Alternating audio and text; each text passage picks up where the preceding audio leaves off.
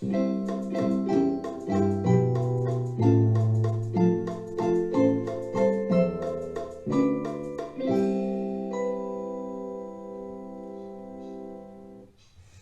galera, quem vos fala é o professor Diego, professor de Filosofia e Sociologia, e a ideia da aula de hoje é a gente prosseguir com a caminhada que a gente iniciou na aula anterior. Não sei se vocês se lembram, mas na aula anterior eu estava falando sobre idealismo e realismo, sendo que esses dois conceitos fazem parte de todo aquele conjunto de conceitos básicos sobre epistemologia. Se você não se lembra do conceito de idealismo e realismo, eu sugiro que você assista o vídeo anterior, para que depois a gente possa trabalhar outros conceitos que serão aqui trabalhados. E, portanto, na aula de hoje, eu pretendo falar sobre dois conceitos epistemológicos importantes, que no fim das contas, são posturas que querem responder a esta pergunta que está aí na tela de vocês. Os dois conceitos que nós vamos trabalhar aqui, que já estão inclusive no canto superior da tela, empirismo e racionalismo, são, na verdade, posturas em responder à pergunta: qual a participação de nossas fontes primárias na produção do conhecimento seguro/possível? Para a gente entender essa pergunta, a gente tem que lembrar aqui de algumas coisinhas extremamente importantes. Primeiro, o que são fontes primárias? Pelo amor de Deus, eu sempre falo isso em sala de aula. Fontes primárias são as capacidades através das quais o sujeito entra em contato com o objeto, através das quais o sujeito constrói conhecimento sobre o mundo. Quais são essas capacidades? Razão e sentidos. Beleza? O que, na verdade, a postura racionalista e empirista querem, no fim das contas, responder é qual que é exatamente o papel da razão e dos sentidos na hora de produzir conhecimento. E aqui, eu qualifiquei o conhecimento como seguro ou possível. Por quê? Porque quando eu falo de conhecimento seguro, eu estou falando da verdade. Para as posturas dogmáticas, nós estamos falando de conhecimento seguro, ou seja, conhecimento que representa a realidade. Quando eu falo conhecimento possível, eu estou falando de posturas céticas, tudo bem? Ou seja, nós não conseguimos alcançar uma verdade plena, mas nós conseguimos produzir aí um conhecimento mais ou menos certo em alguns casos, etc. e tal. Portanto, eu usei o termo conhecimento seguro e possível para que vocês entendam que um racionalista pode ser dogmático ou cético, assim como um empirista pode ser dogmático ou cético. O que nós estamos tentando discutir é o que a razão e os sentidos fazem na produção do conhecimento. Seja esse conhecimento seguro para os dogmáticos, seja esse conhecimento um conhecimento possível para os céticos. Tudo bem? Beleza, vamos lá então. Vamos definir então primeiro o racionalismo, depois o empirismo. E aí eu dou um exemplo dos dois. Começando com o racionalismo. Nós dizemos que uma postura, uma teoria é racionalista quando ela concebe que os sentidos, ou seja, visão, paladar, olfato, tato, audição, quando os sentidos e, portanto, a experiência. Por que eu falo, portanto, a experiência?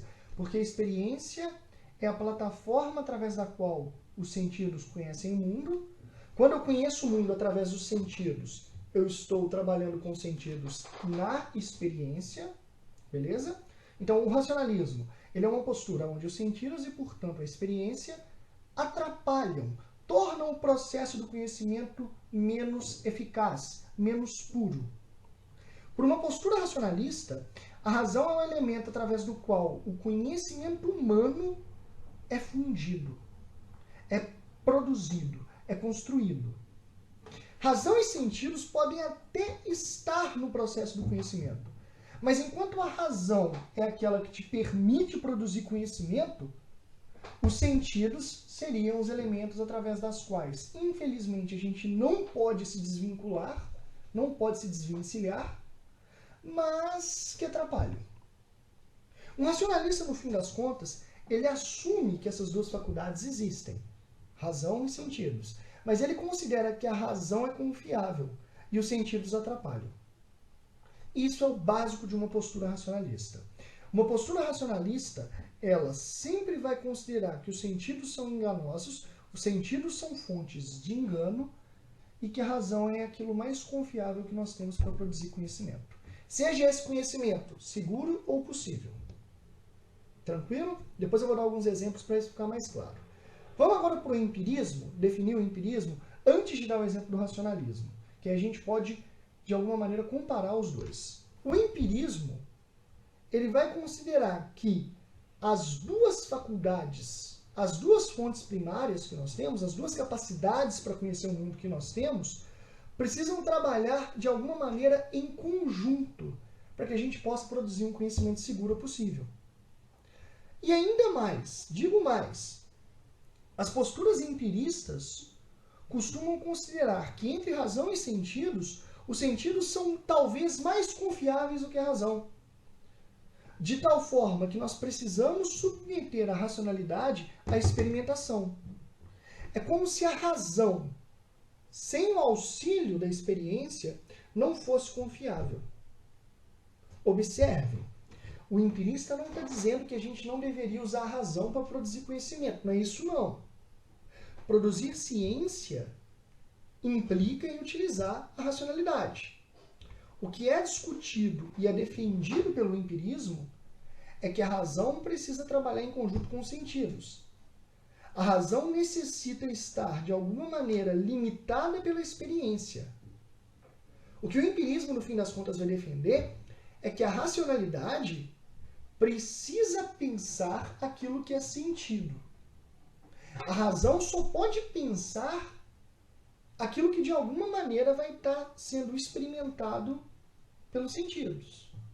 Uma razão sozinha pode até produzir discursos que são coerentes, mas eles não vão conseguir representar a realidade porque a razão não é capaz de representar a realidade sem a experiência, sem os sentidos.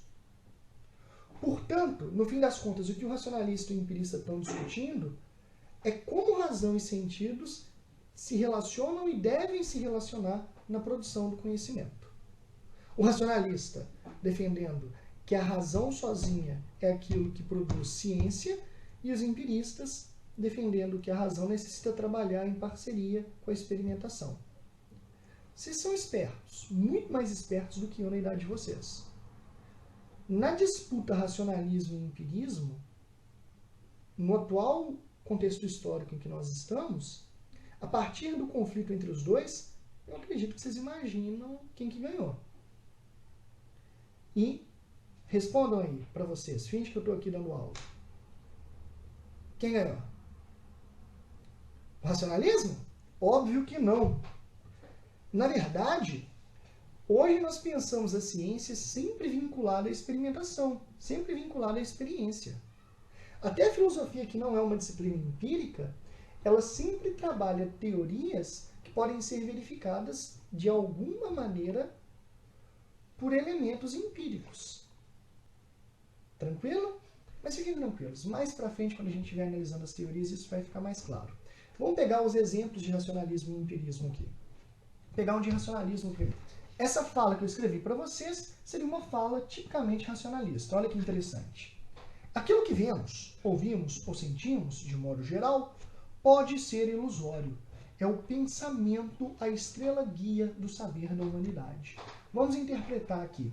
Quando ele utiliza o termo pensamento, ele está falando da razão, capacidade de raciocínio. Ele está dizendo que a capacidade de raciocínio é o que orienta a ciência e que os sentidos, ou seja, aquilo que ouvimos ou sentimos, nos engana. Isso é uma frase tipicamente racionalista. Vamos contrastar ela com uma frase, com uma postura tipicamente empirista. Fazer ciência não é criar conceitos. Conceitos podem ser criados no mundo da fantasia e, portanto, é necessário experimentá-los, os conceitos, na vida real, para saber se são ou não fictícios. Observem que aqui ele está dizendo que a atividade de criar conceitos, que no caso é a razão, que essa atividade sozinha ela pode produzir conceitos vazios, conceitos equivocados, e que, portanto, a gente precisa testá-lo. E testar um conceito, testar uma teoria, é submetê-la à experiência.